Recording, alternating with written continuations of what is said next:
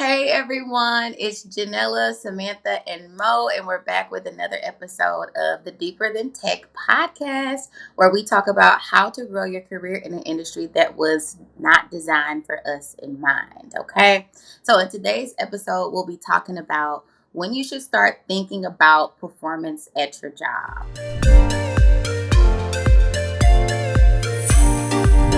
All right, y'all. We'll be diving deep into this topic, but before we do, we'd love for you to share this with your coworkers, hit that review, share it with your friends, and all that good stuff.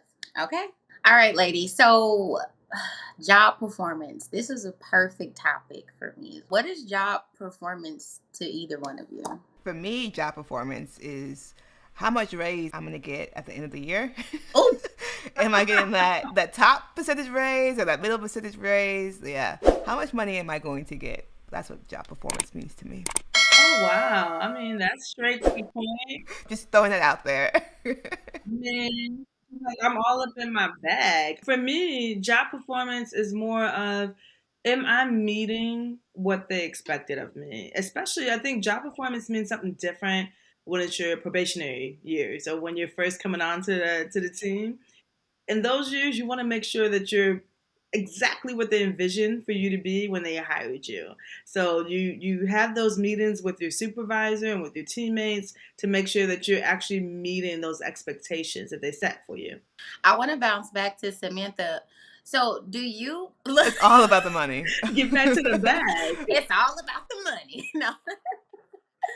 I mean, do you truly feel that percentage is based off of your performance or the company's? Because I feel like the company's performance is what I feel like I've heard they go off of. So do you ever feel like there's a mix up or Well, I would say there's two things, right? There's merit raises. At least for my job, there's merit raises. Like every year, they review your job performance and they put you on a scale of 1 through 5 and they tell you like what number you're at. And then we also get a bonus. And that one's based off how the company's doing. So I think there's just two different things. But yeah, it's all about money and how you perform. I mean, look, girl, look, we got to live.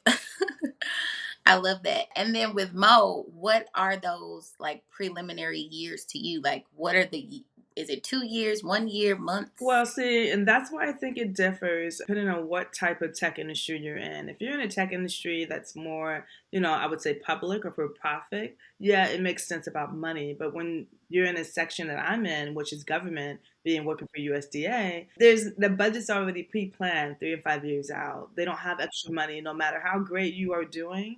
They won't have this, big pot of money to shower you with because you've done a great job. So it matters more of like what marks you hit. Like, are you satisfaction or are you above the rest than it does about the money actually. I mean, there is a bonus. I'm not going to say like we don't have money too, Yeah. but it's not as focused on that. Well, how do you? Well, I agree with both of you. Let me say that performance to me is definitely that percentage. Is definitely like getting that feedback too, right? Like, I feel like we live in this new social media world where we don't need this and that to feel like we need validation. We want attention. It's fine to say that. I want people to tell me how good I am because that makes me go harder. And I feel like it's been such a crime for people to feel that way.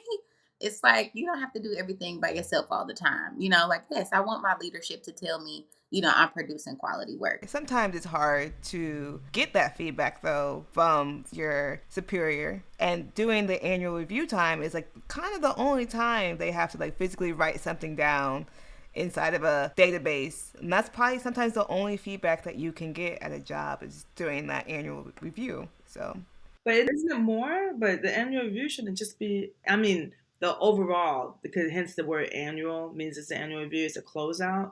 But those things should be all year round. You should be constantly, if not quarterly, monthly, at least talking to your supervisor or your teammates about where am I at as far as my performance? Am I lowballing it or am I a superstar with this stuff? We need to have this discussion before it's, the end of the fiscal year and we're trying to figure out who's going to get what money. yeah. But I think people are the most honest when it comes to like money. They're like they don't want to give it to you. So they're like, oh, you did this wrong and that wrong. But like during the year they might be like, oh, you're doing a great job. You're a superstar. And then at the end it's like, ooh, we don't want to give you so much money. So these are the things that you could be doing better. Not saying that's true, but it could happen. That is a great point. So, and it's a perfect segue to my next question, which is how do you know you're producing quality work besides that annual? Like, what is that day to day, like validation or that month to month? How do you even know at that point? I think that's hard because there's nothing you can measure, at least in coding. I can measure my PRs, the amount of PRs I put out. I could be putting out one line PRs and I have 100 PRs, so that doesn't really count. I think just it measures like based on what you think is good measurements. But that's not giving you all any information either. I don't know. I mean, it all depends on what your customer. If you're having a product, of course, it's going to be feedback for your customer. So you got to always, check in with them. Like, is this application really worth it? Are we doing it like within a timeline that's expected? What's going on? That kind of feedback. If you're not just looking for leadership feedback, because they're busy, they're not always going to be able to give you that time to hold your hand and say, yeah, you're performing at a stellar rate, or you're trash. Right. Basura, you need to get out of here.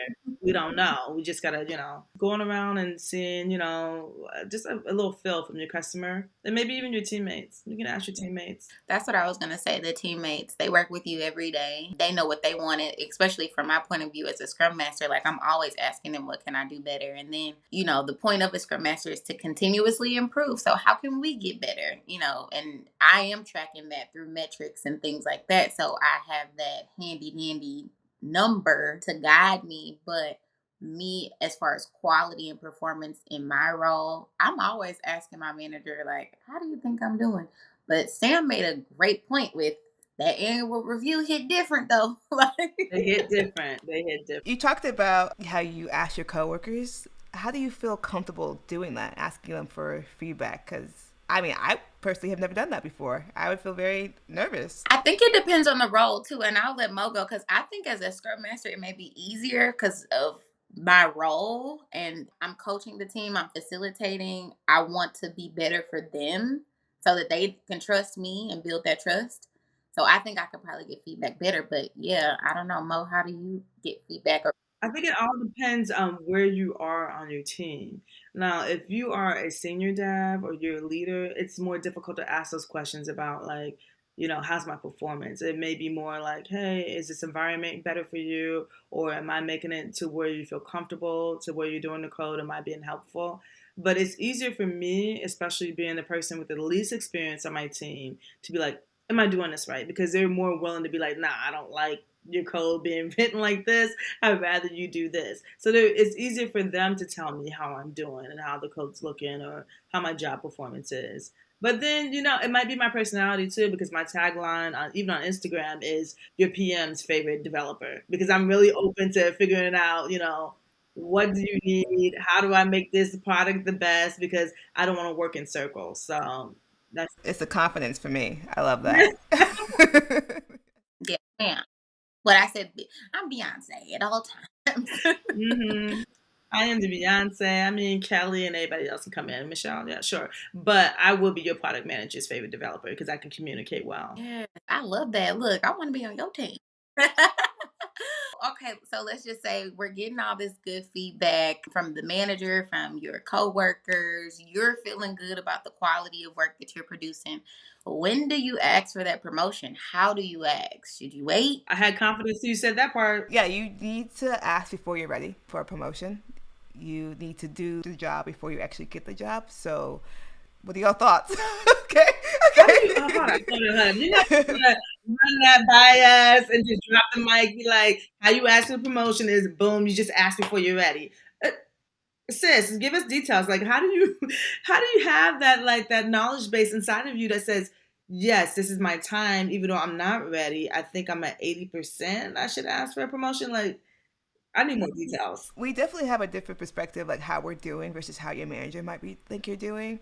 Like when I was getting a promotion to a senior role, I didn't think I was senior. I was just doing my job. But then my manager's like, "Hey, you're going to be promoted."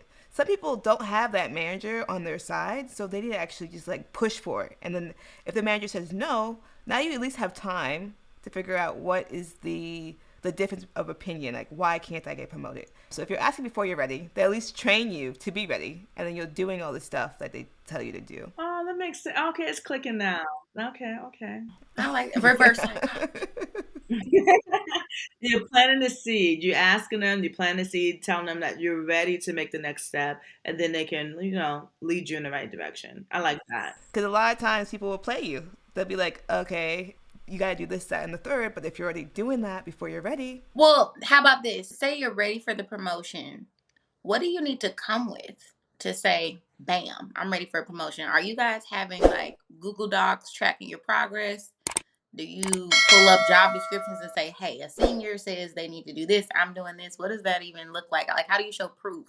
so you first need to figure out if your company has like an engineering levels doc. So that way you know what qualifications are for the next level. What I do is called a hype doc. There's like, if you just Google hype doc, there's some other articles about it. But you honestly just take each individual line of that engineering doc or Scrum Master doc. Sorry, I always talk engineering. And you pretty much just take screenshots of whatever you've done. Anytime somebody gives you a compliment, screenshot it, put in the doc. Anytime you make a PR or anytime you come up with a project idea, put in the doc. So that way, when your manager's like, oh, I need to see that you're a team player. Okay, here's all the feedback that I've gotten from my teammates right here. Here's the team player folder. Yes, a whole folder of accomplishments here. So don't play me. Thank you. What about you, Mo? Do you have any way that you document your progress or like your proof to say, bam, I'm ready for a promotion? Well, in the government sector, it's similar to that. It's not an engineering doc, but it's called KSAs. So it's like skills, it's knowledge, skills, and abilities, and they have to to make sure that all the jobs are appropriately accounted for and the right grades and promotion rates. They have to line those things out. So I would do the same thing. I would look at, have I already been doing unknowingly these things that are required at my next promotion? If I've been already doing that, then I could just show them like, hey, this is what's required at a GS13 or GS14 level, and I've already started doing those things. So I might be, ready for a step in grade or ready to move up in a whole different position. I have one more question. How do you guys measure performance in time? So, of course, we are seeing jobs that are 10 years experience, but you may have the skills of someone that has 10 years experience in 2 years.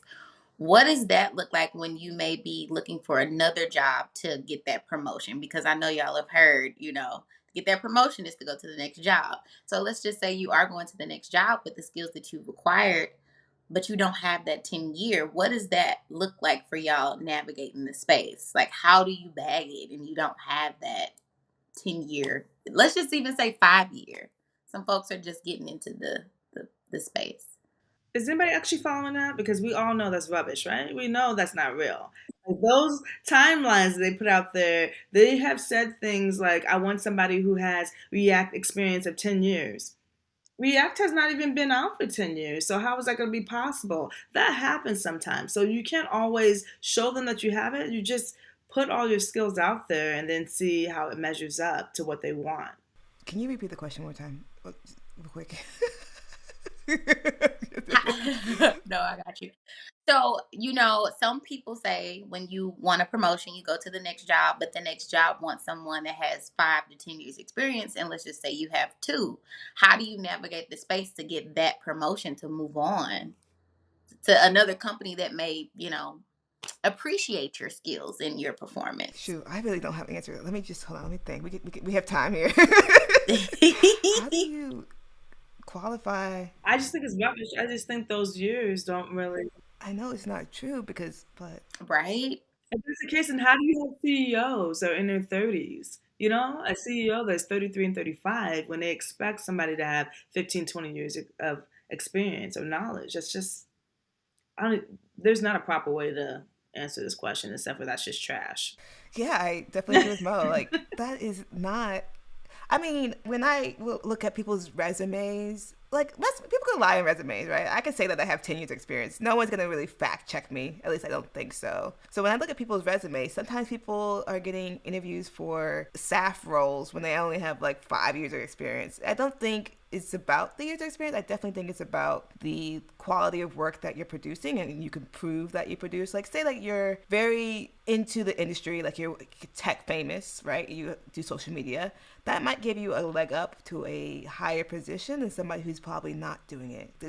Some things that companies are looking for when you're applying for a job will work at one company but not work at another company, even though you have the same user experience when you're applying to all your companies. So the user experience thing is is like a barrier to entry that shouldn't be around. It's gatekeeping, just like a lot of engineers, how they used to always say we had to have a computer science background. It's not necessary to have the CS background. I mean, you can have non-traditional skills that still make you very effective and great at your job. So just, I'm still not doing any kind of time requirements. I think it's all basura. We're not doing it. Yeah.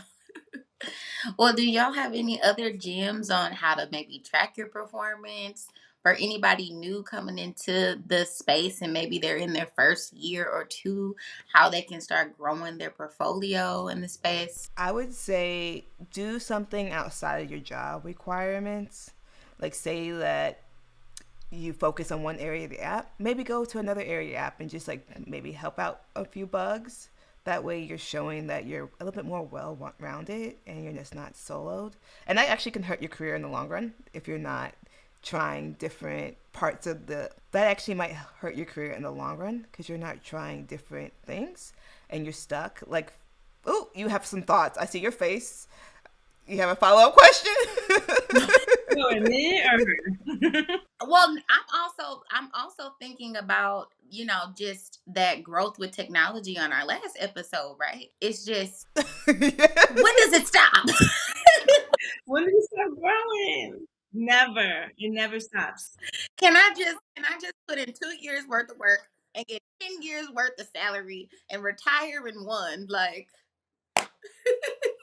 Never. It never stops. So yeah, you can do that. You can also do what is, I think you're alluding to, cross training, like just going to other spots of the technology to see, just get your feet wet.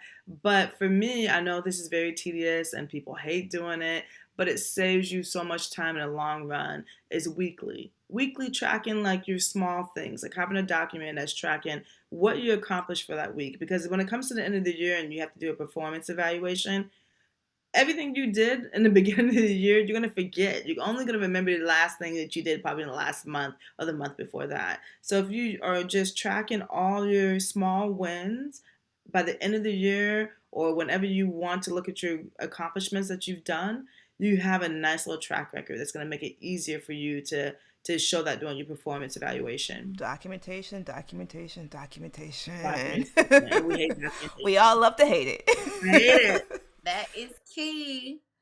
Well, ladies, you got anything else for our listeners on performance? All right, y'all. Well, thank you for listening to another episode of the Deeper Than Tech podcast. We would love for you to tag us on social media and let us know that you are listening. You can even go the extra mile and give us a review on Apple Podcasts. Okay. And yeah, make sure you're following all of us and keeping up with our journeys. All right.